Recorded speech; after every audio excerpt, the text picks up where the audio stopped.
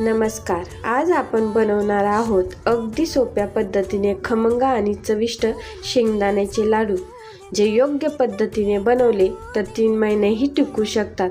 हे शेंगदाण्याचे लाडू उपवासाला देखील चालतात. सर्वप्रथम मी 2 वाट्या शेंगदाणे कढईमध्ये भाजून घेतले आहे. हे शेंगदाणे भाजत असताना गॅसची फ्लेम मंद ठेवायची आहे, त्यामुळे शेंगदाणे कुरकुरीत आणि खमंग होतात. शेंगदाणे थंड झाल्यानंतर त्याची साले काढून घ्यायची आहे.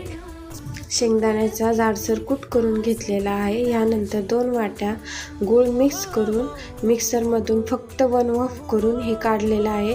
त्यामुळे गूळ आणि शेंगदाण्याचा कूट दोन्ही एकजीव झालेले आहे.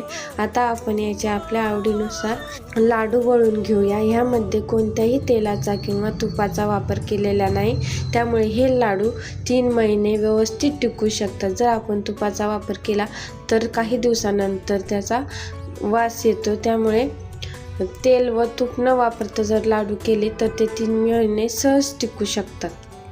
जर तुम्हाला ही रेसिपी आवडली असेल तर या रेसिपीला लाईक व शेअर करायला विसरू नका व चॅनलला सबस्क्राईब